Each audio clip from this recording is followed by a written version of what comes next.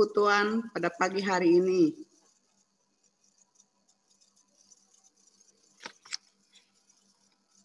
Senang sekali ya kita bisa berkumpul pada pagi hari ini. Udah saling sapa dan juga saling menyanyikan untuk yang ulang tahun. Sebelum kita memulai persekutuan, saya akan membacakan kata tertib sebagai berikut. Selama acara berlangsung, semua suara akan dimatikan dulu supaya suara MC dan pembicara terdengar jelas. 2, ketika ada interaksi MC dengan peserta, peserta dipersilakan untuk mengangkat tangan di layar video. Nanti host akan menghidupkan suaranya. Yang ketiga, video akan diaktifkan pada saat sesi foto bersama. Terima kasih. Selamat mengikuti Perlensia. Bapak Ibu, Perlensia pada pagi hari ini akan dilayani oleh Pendeta Frida dengan tema bahaya penyangkalan. Bacaan diambil dari Yohanes 18 ayat 12 sampai 27. Dengan pengiring pujian Bapak Irianto dan Ibu Sanya. Mengawali persekutuan kita, mari kita menaikkan pujian dari PKJ 242. Bait 1 dan 2. Seindah siang disinari terang.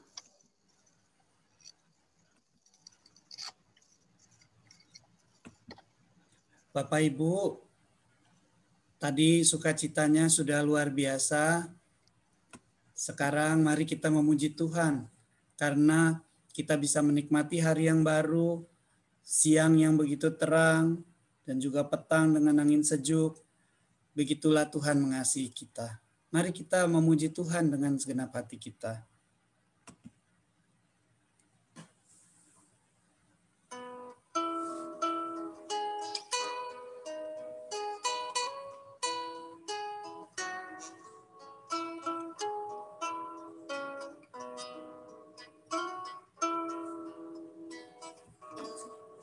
Seindah siang disinari terang, cara Tuhan mengasihiku.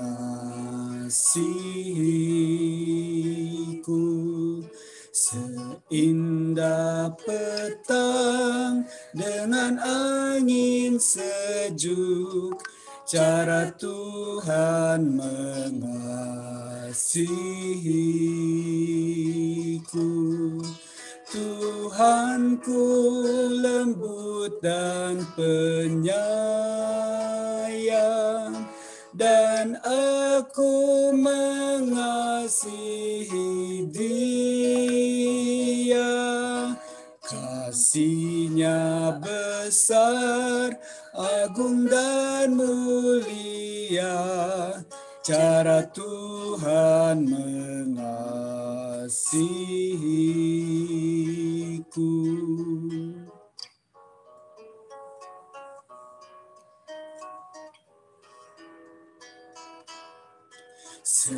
Sedalamnya laut, seluas angkasa, cara Tuhan mengasihiku. Seharum kembang yang tetap semerbak, cara Tuhan mengasihiku. Damai-Nya tetap besertaku, dan sorgalah pengharapanku. Hidupku tentram, ku nikmati penuh, cara Tuhan mengasihiku.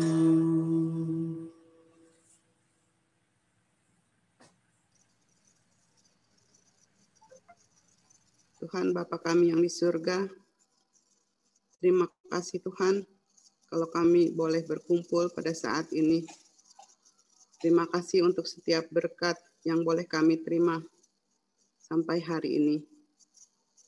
Bapak, kami bersyukur untuk kesempatan kalau kami boleh berkumpul. Kami bersyukur untuk sarana internet yang dapat memungkinkan kami untuk mengadakan persekutuan secara online. Kami bersyukur Tuhan untuk kesempatan atau waktu yang Tuhan berikan kepada kami untuk mendengarkan firman-Mu saat ini dan menaikkan puji-pujian. Kiranya Tuhan sendiri yang akan hadir bersama-sama dengan kami pada pagi hari ini. Di dalam persekutuan kami dari awal sampai akhir. Kami akan membuka hati dan pikiran kami untuk menerima firman-Mu. Terima kasih Bapa. Dalam nama Yesus kami berdoa dan mengucap syukur. Amin. Kita akan menyiapkan hati kita untuk menerima firman Tuhan yang nanti akan disampaikan oleh Pendeta Frida. Mari kita siapkan hati kita menyanyikan lagu Kusiapkan Hatiku Tuhan untuk menyambut firman-Mu.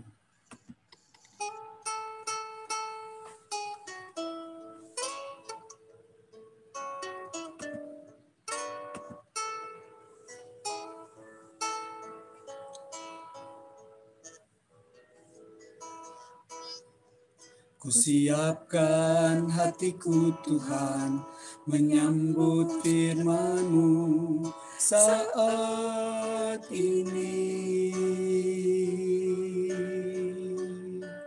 Aku sujud menyembah Engkau dalam hadirat-Mu saat ini.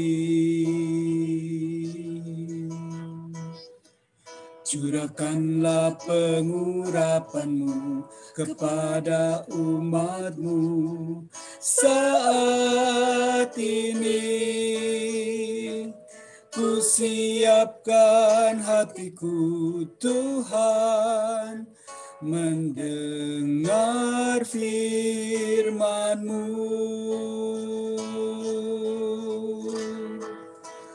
Firman-Mu Tuhan tiada berubah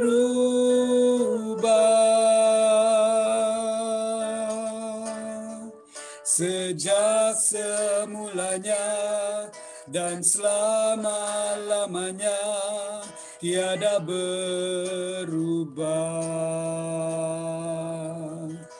Firman-Mu Tuhan penolong hidupku. Kusiapkan hatiku Tuhan menyambut firman-Mu.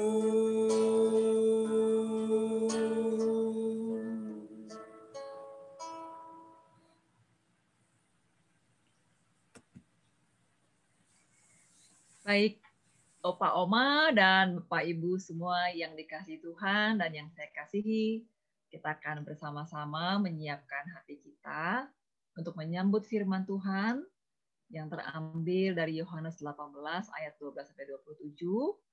Dan sebelum kita membaca serta merenungkannya, kita bersama-sama berdoa terlebih dahulu. Mari kita berdoa. Kami sungguh bersyukur, hati kami berlimpah sukacita, sebab Tuhan begitu baik dan selalu baik untuk kami semua.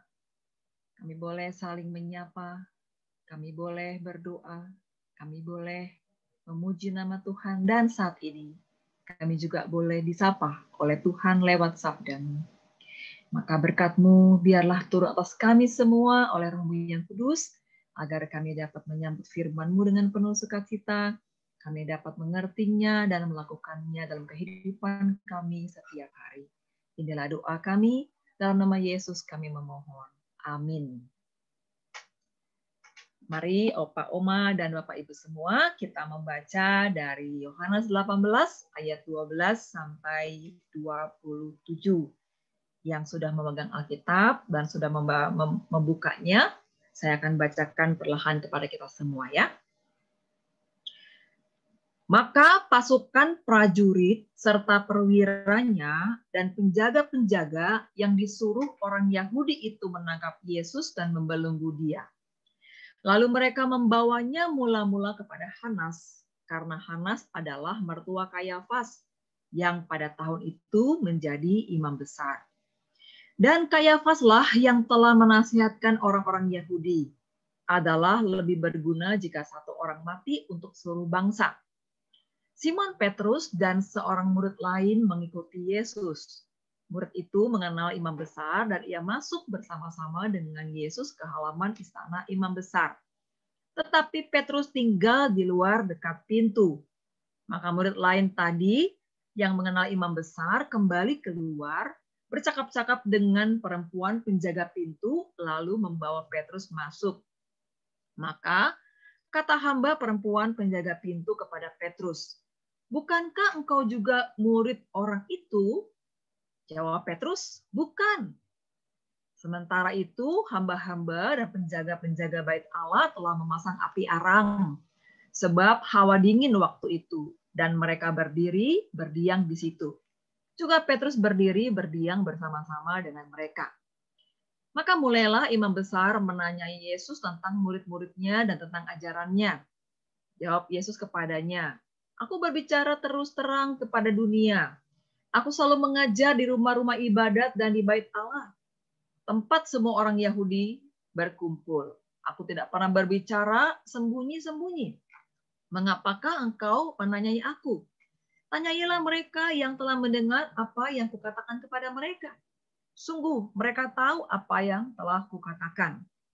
Ketika ia mengatakan hal itu, seorang penjaga yang berdiri di situ menampar mukanya sambil berkata, "Begitukah jawabmu kepada imam besar?"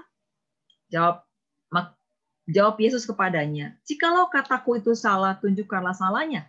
Tetapi jikalau kataku itu benar, mengapakah engkau menampar aku?"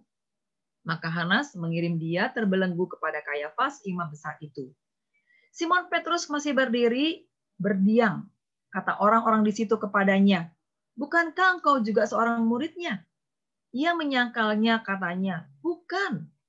Kata seorang hamba imam besar, seorang keluarga dari hamba yang telinganya dipotong Petrus, "Bukankah engkau kulihat di taman itu bersama-sama dengan dia?" Maka Petrus menyangkalnya pula, dan ketika itu berkokoklah ayam. Opa, oma, ibu bapak yang Tuhan Yesus kasihi. Cerita tentang penyangkalan Petrus itu sangat terkenal ya. Bahkan diabadikan. Beberapa gereja di Indonesia, bahkan di dunia ini, ada yang menaruh simbol ayam di puncak bangunannya. Kalau di Jakarta, tentu kita semua tahu ya, Gereja Ayam yang dekat sekali dengan Samanhudi di perempatan lampu merah yang menuju Kerinci. Kalau naik mikrolet, opa oma berhenti di Gereja Ayam, atau yang mau ke Pasar Baru berhenti di Gereja Ayam. Jadi terkenal ya Gereja Ayam ya.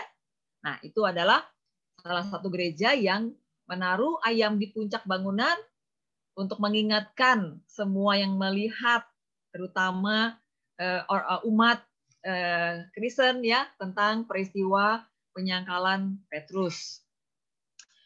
Ada 3 kali Petrus menyangkal Yesus pada teks kita. Yang pertama, ketika hamba perempuan penjaga pintu istana imam besar itu bertanya, "Bukankah engkau juga murid orang itu?" Maka Petrus menyangkal untuk pertama kalinya. Dia bilang, "Bukan." Lalu yang kedua, dia ditanya lagi oleh orang-orang yang saat itu sedang berdiam untuk mengusir hawa dingin di pada waktu api arang ya dibuat untuk mengusir rasa dingin. Di situ berkumpul hamba-hamba dan prajurit-prajurit yang menjaga bait Allah. Mereka juga tanya kepada Petrus, "Bukankah engkau juga seorang muridnya?" Petrus menyangkal untuk yang kedua kalinya, "Bukan," katanya. Lalu yang ketiga kali adalah hamba imam besar, di mana dia itu adalah keluarga dari salah seorang hamba imam besar yang telinganya di telinganya itu dipotong oleh Petrus pada waktu Yesus ditangkap di Taman Getsemani. Dia bilang, bukankah engkau kulihat di taman itu bersama dengan dia?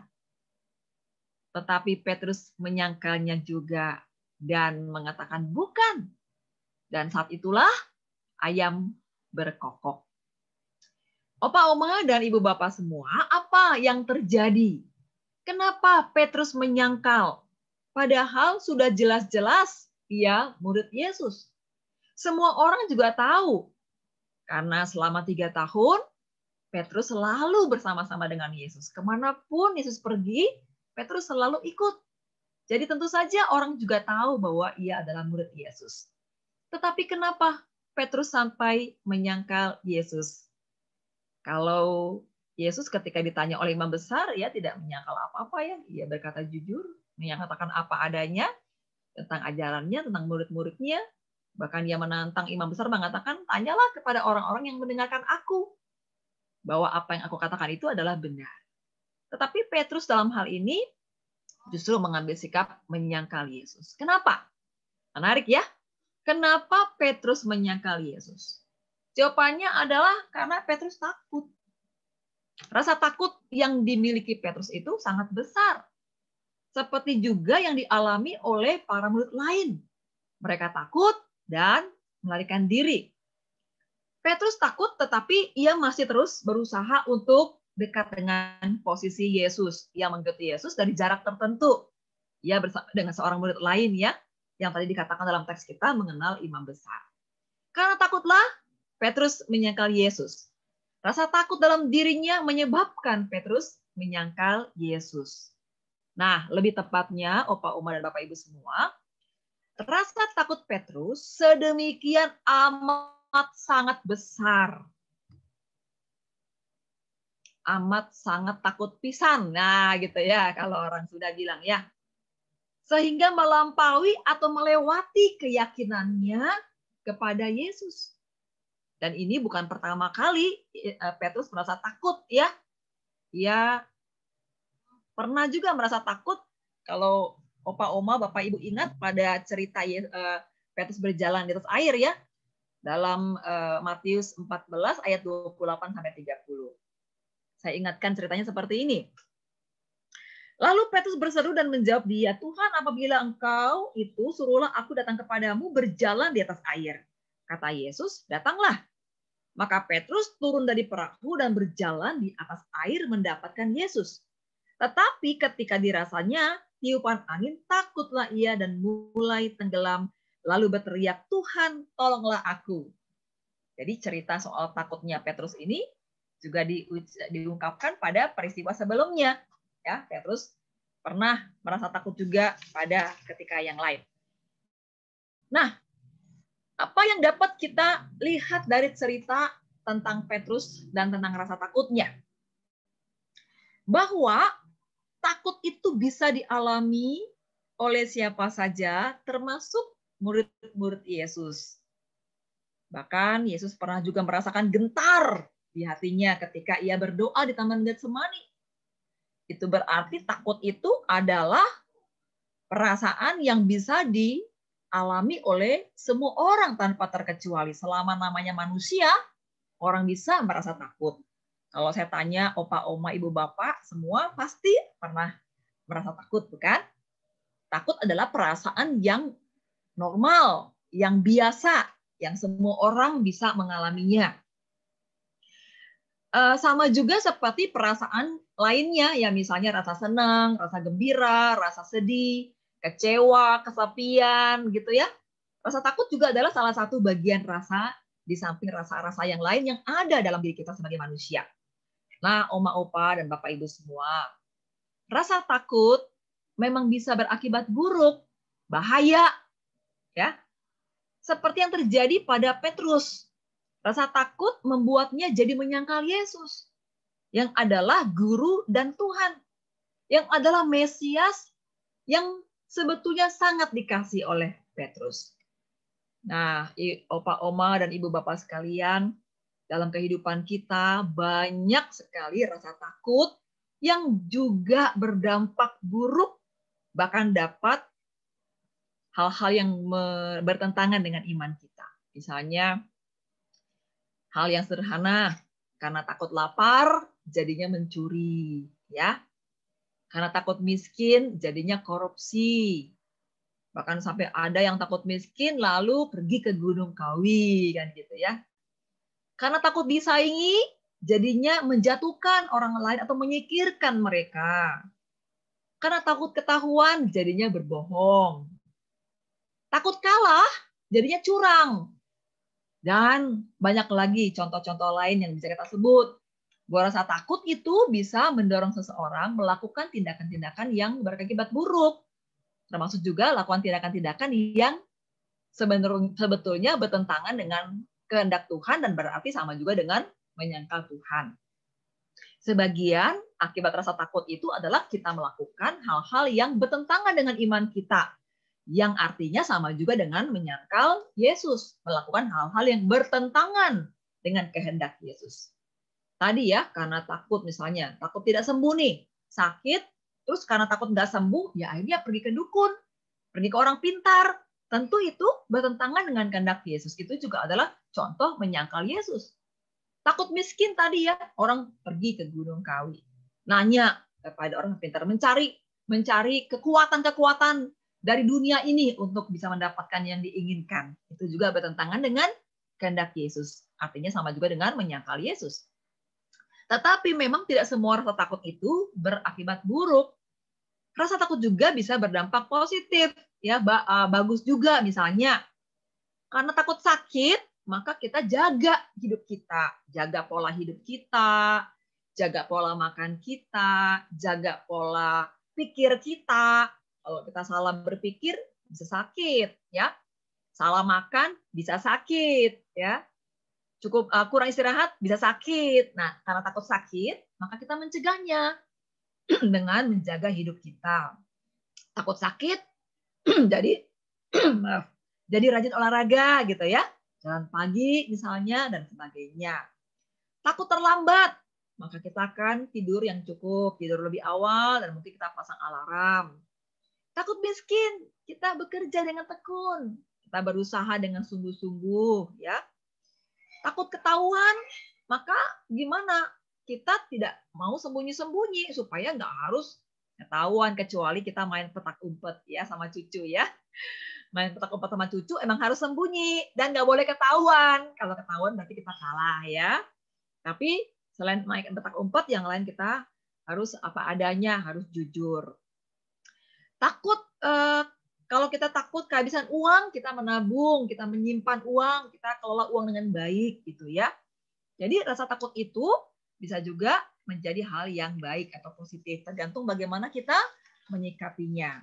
Nah, kesimpulannya kalau bicara soal rasa takut yang mendorong Petrus untuk menyangkal Yesus, rasa takut itu biasa, normal.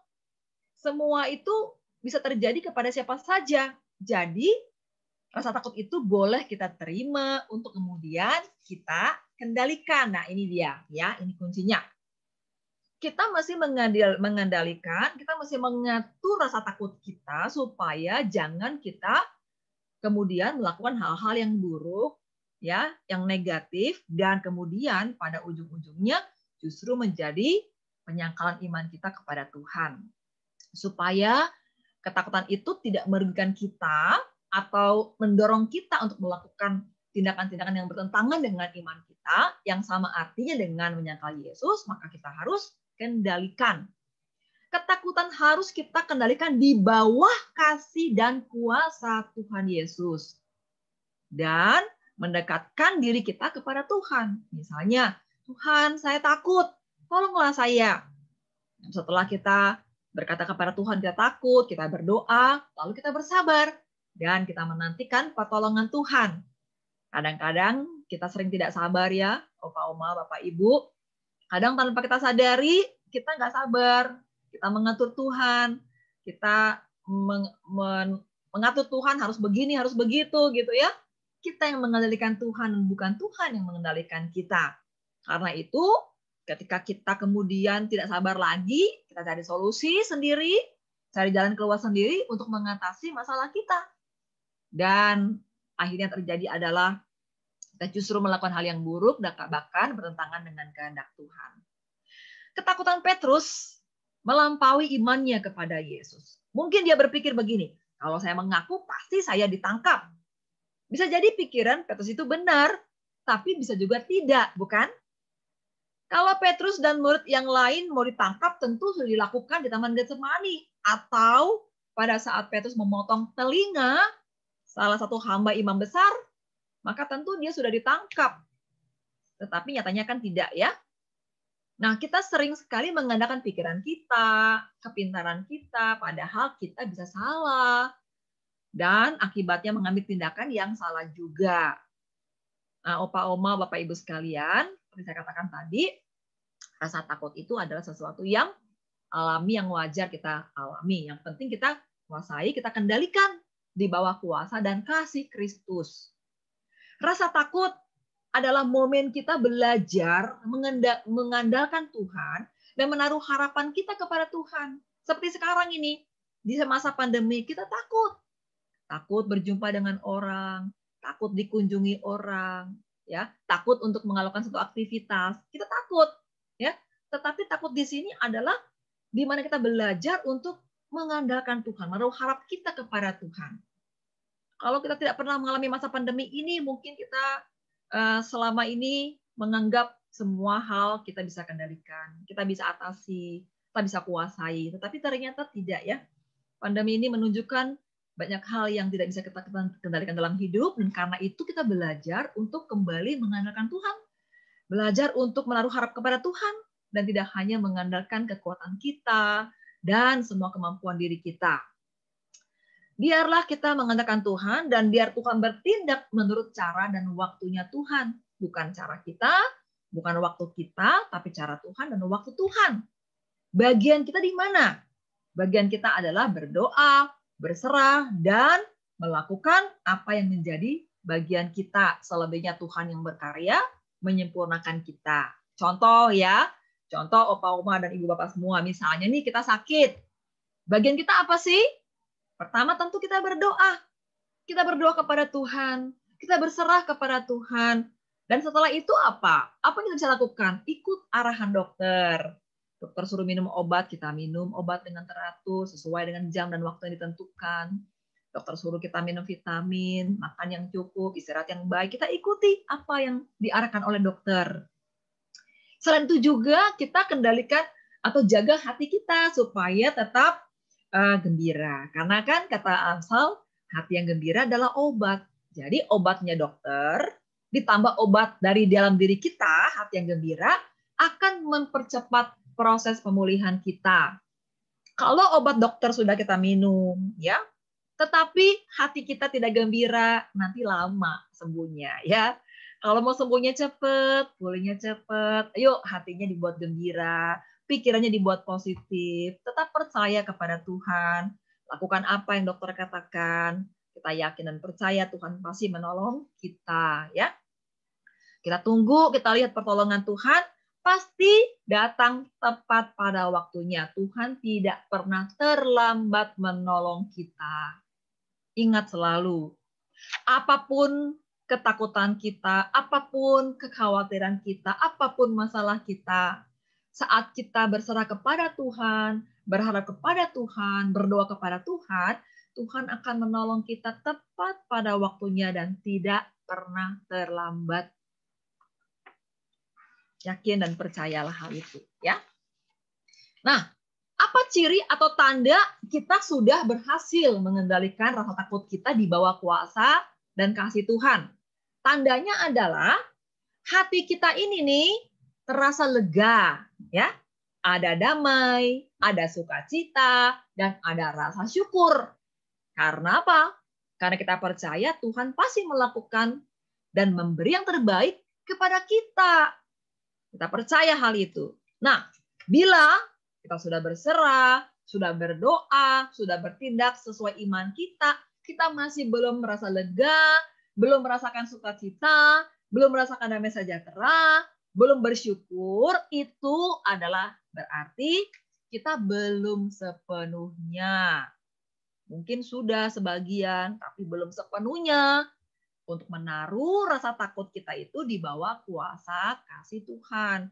Kalau angka 1 sampai 10, mungkin kita sudah sampai di angka 5 ya, atau mungkin 6, atau mungkin 7.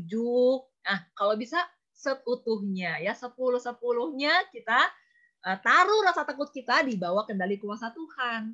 Dengan demikian hati kita jadi lega, kita jadi merasa damai, kita merasa sukacita, karena Tuhan itu adalah Allah yang sanggup melakukan segala perkara. Tidak ada yang Tuhan tidak sanggup lakukan. Ya, kita percayakan diri kita sepenuhnya kepada Tuhan, dan apapun jawaban Tuhan, percayalah, itu adalah yang paling kita butuhkan dan yang terbaik.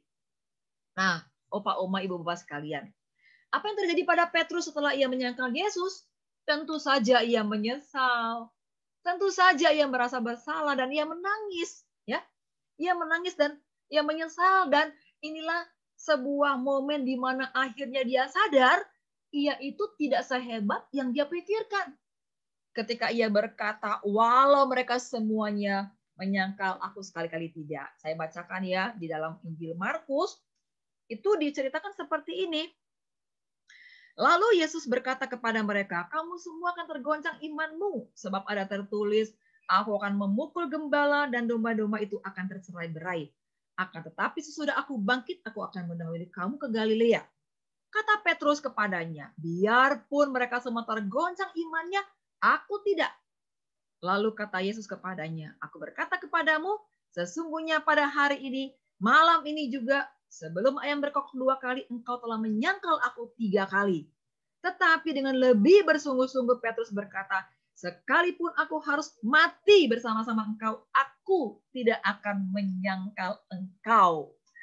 Demikianlah Petrus. Dan untuk saat ini, ketika ia mendengar suara ayam berkokok, maka sadarlah Petrus bahwa apa yang Yesus katakan pada yang waktu lalu itu adalah benar. Dan ia menangis, ia menyesal, dan ia lalu sadar.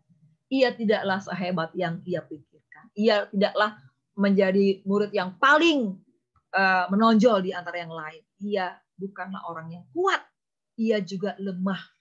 Nah, saudara-saudara, pada momen itulah Petrus sadar ia ternyata lemah dan pengecut. Kesadaran diri yang demikian itu bagus sekali untuk Petrus. Kenapa?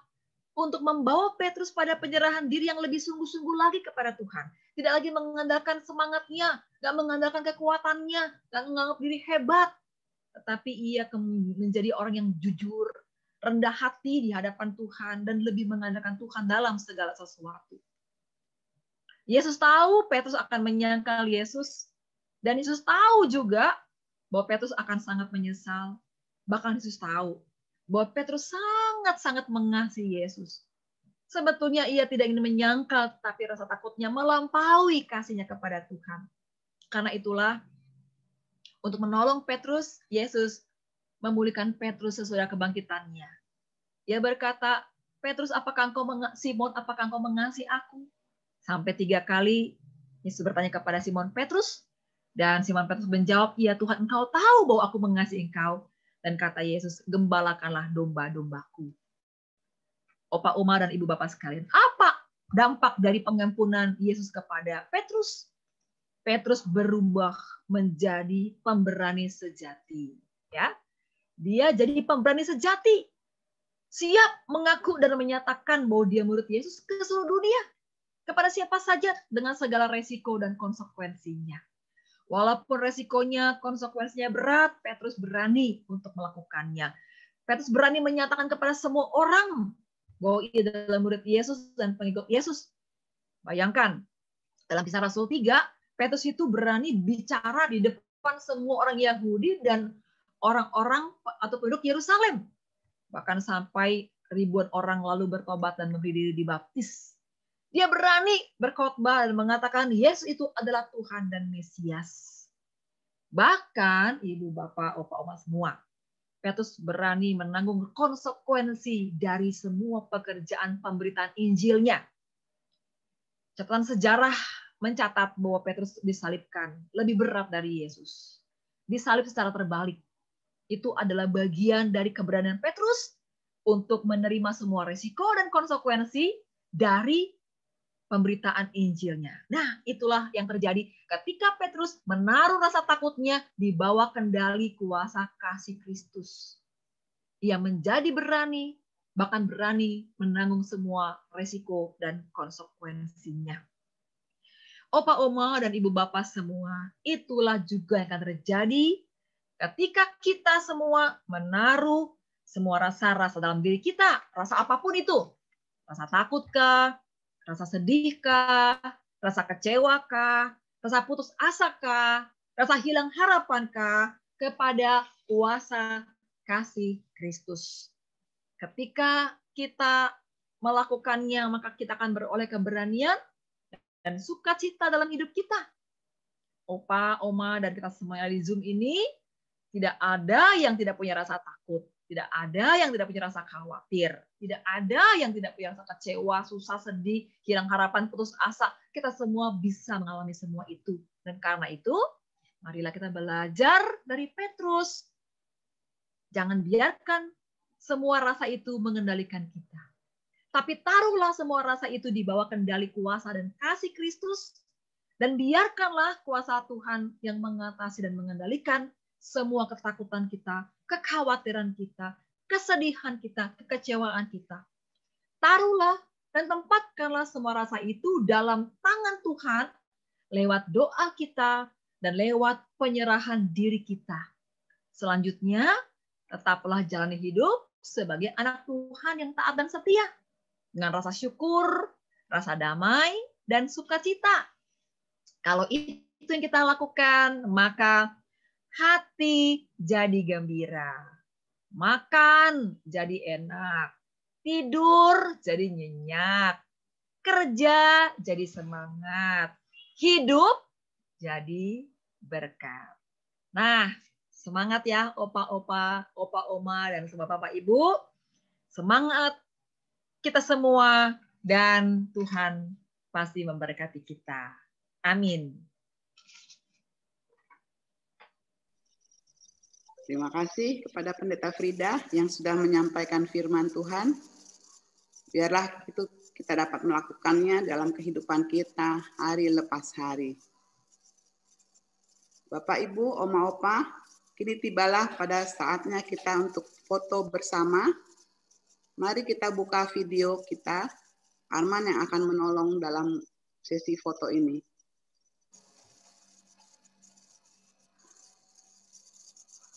Ya, semuanya selamat pagi, Oma Opa. Tunggu bentar ya, saya stop sharing dulu. Irianto nggak kelihatan.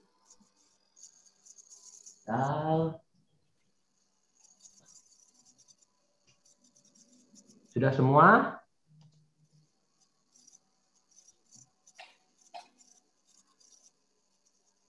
Sudah buka semuanya ya kameranya. Senyum. Ayo, 3, 2, 1.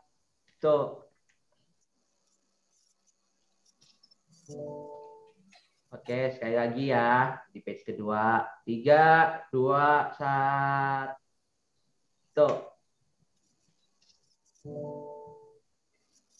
Oke, makasih. Makasih Arman.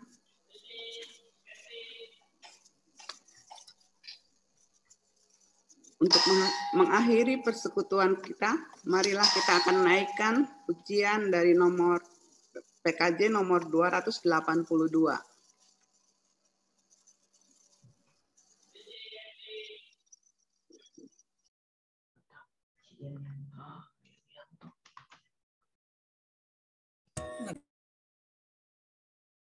Bangunkan iman, pulihkanlah hati yang remuk. Tuhan tolonglah, bangunkan iman, pulihkanlah kasih yang remuk. Ubahlah hatiku, jamalah diriku, biar di tangan-Mu berbentuk. Tuhan tolonglah bangunkan iman, pulihkanlah kasih yang remuk.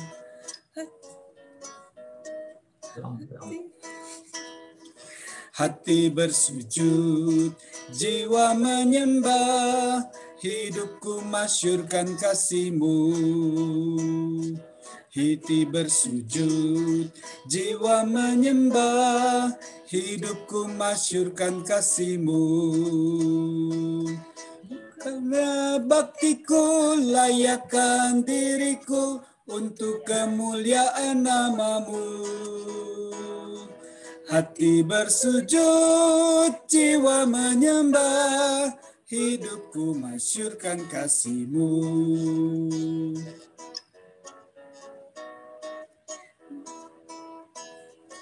Urapi Tuhan bibir mulutku, jadi kesaksian-Mu. Urapi Tuhan bibir mulutku, jadi saksi kebaikan-Mu. Pakailah diriku, berkati budiku, untuk melukiskan kasih-Mu. Urapi Tuhan bibir mulutku, jadi saksi kebaikan-Mu.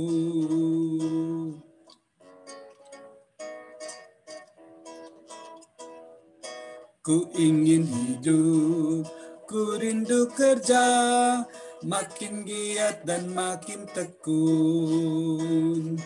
Ku ingin hidup, ku rindu kerja, makin giat dan makin tekun. Kuatkan batinku, hidupku, tekadku, menjadi bentara kasih-Mu.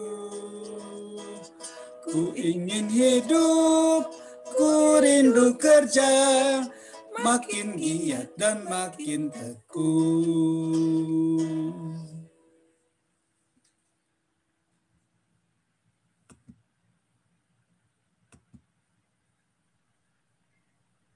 Baik, Opa, Oma, dan Ibu Bapak semua, kita bersama-sama akan menaikkan doa syafaat yang nanti akan diakhiri dengan Bapak terima kasih ya. Mari bersama-sama kita berdoa. Kami bersyukur Bapa, oleh karena kasih dan kebaikan Tuhan tidak pernah habis-habisnya dalam hidup kami. Terutama saat kami takut, kami khawatir, kami cemas, hati kami sedih, kami kecewa, bahkan tak jarang juga kami kehilangan harapan dan putus asa. Tapi Tuhan terus menguatkan kami. Tuhan terus menghibur dan menopang kami. Dan kami bersyukur bahwa pagi ini kami juga boleh kembali diingatkan untuk boleh menaruh semua rasa takut kami dalam kuasa kendali kasih Kristus yang menolong kami. Sehingga apapun yang kami hadapi, kami tetap dapat menjalani hidup ini sebagai anak-anak Tuhan yang taat, yang setia, dan selalu bersukacita. Kami menyadari hidup yang kami jalani tak lepas dari berbagai pergumulan dan persoalan dalam berbagai bentuk dan wujud. Tetapi kami juga belajar untuk selalu meyakini bahwa Tuhan bersama dengan kami. Engkau selalu dekat dengan kami. Dan karena itu kami tidak pernah sendirian. Engkau yang menolong kami dan karenanya kami boleh menyerahkan apapun juga pergumulan kami kepada Tuhan dan percaya bahwa Engkau akan menolong kami dan selanjutnya kami boleh jalan hidup kami juga dengan baik. Saat ini Bapa, kami bersyukur kami boleh menikmati Perlensia setiap waktu pada saatnya dilaksanakan sehingga melaluinya kami boleh berjumpa dengan sahabat-sahabat iman kami. Kami boleh merasakan sukacita bersama-sama, kami boleh berbagi antusias, kami berbagi semangat, kami berbagi kegembiraan, kami berbagi perhatian, dan boleh kami berbagi dukungan satu dengan yang lain. Terima kasih Tuhan, karena itu berkatilah Perlensia ini, setiap kali diselenggarakan untuk menjadi berkat. Berkati semua yang mengambil bagian, yang ikut melayani, yang ikut bersama-sama berperan serta di dalam acara ini, dan terutama semua opa, oma, dan bapak ibu yang hadir, berkatilah satu persatu. Saat ini secara khusus kami mau berdoa ya Bapak untuk cucu dari Ibu Frida Winata, Christian Louis, yang masih dalam perawatan, demikian pula dengan Ibu Frida Winata juga. Kiranya anugerah Tuhan terus menguatkan, menghibur, menolong, dan memberkati segala upaya medis dari dokter untuk dapat menolong, memberikan apa yang menjadi pengharapan Bu Frida dan juga cucu terkasih dalam kondisi kesehatan yang diperlukan. Kami juga bersama-sama berdoa untuk keluarga dari Bu Licing, di mana adik, anak, menantu, dan cucu masih membutuhkan waktu perawatan di Rumah Sakit Ukrida dalam penyembuhan COVID-nya. Tuhan tolonglah, Tuhan kuatkanlah, dan Tuhan sembuhkanlah. Kami juga mohon pertolongan Tuhan buat Pak Haryanto, adik dari Ibu Sinta yang jatuh dan saat ini sedang dirawat di rumah sakit. Kiranya melalui pertolongan dokter, kuasa kasih-Mu Tuhan yang boleh menolong dan menyembuhkan juga boleh terjadi untuk Pak Haryanto. Kami doakan Pak Paulus yang saat ini sedang mengalami pergumulan, nggak menyebabkan beban pikiran yang begitu berat. Tuhan berikan kelegaan kepadanya, Tuhan yang berikan sukacita kepadanya dan penghiburan supaya ia dapat melewati semua persoalan pergumulan yang dihadapi dengan baik.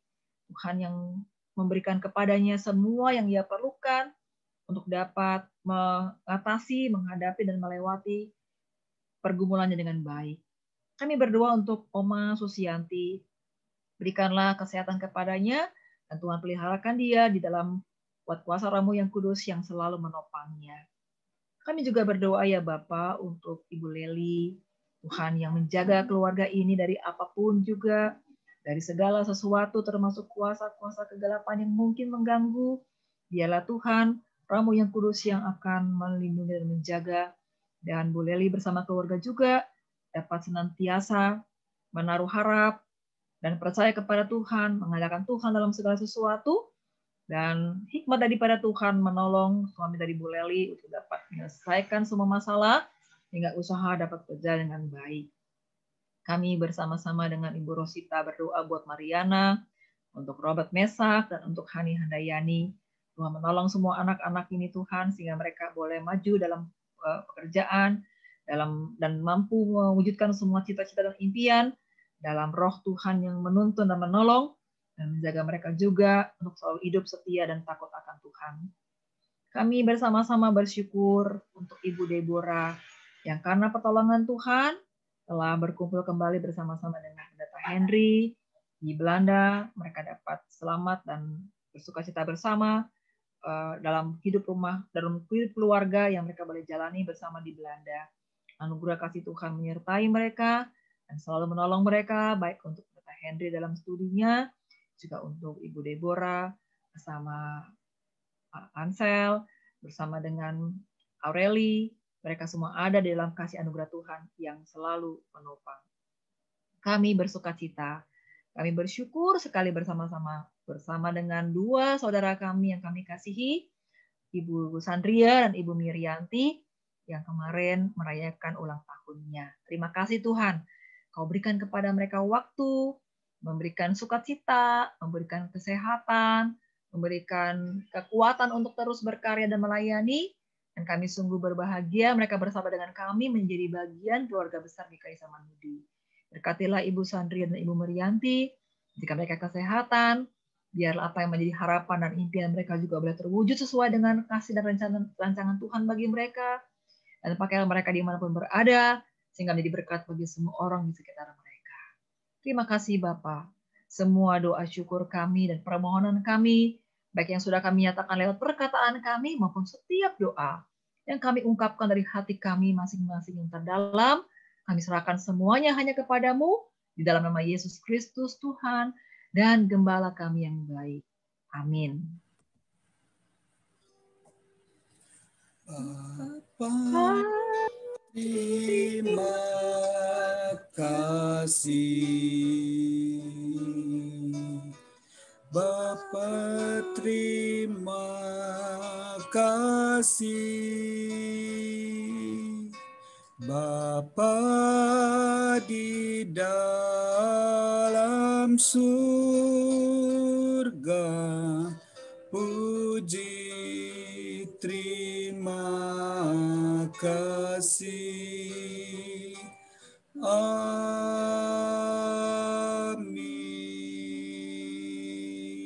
Amin.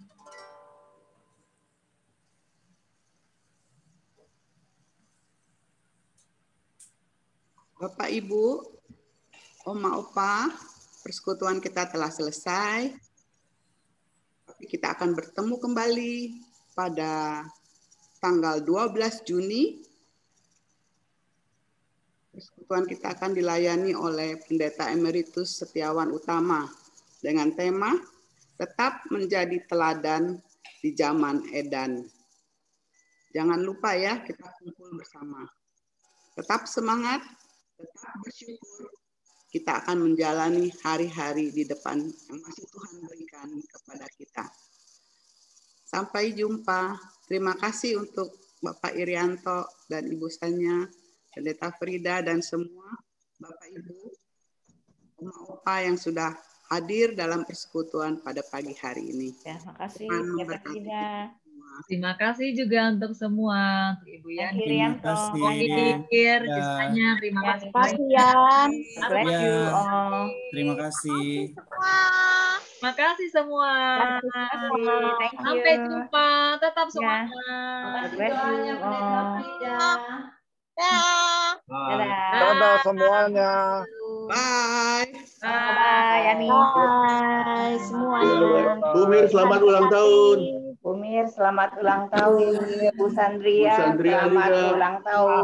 Erudit, Bisa. Terima kasih. Arman, kasih tahu Mama. Ya, makasih. Bless you. Hey, Siapa? Angela. Si Mary. Hai Lani, bye-bye. Bye-bye. Angela. Angela dipanggil. I miss you. Hi Alicia. Miss you so much. Alicia. Bless you. Hai Mary. Hai. Angela.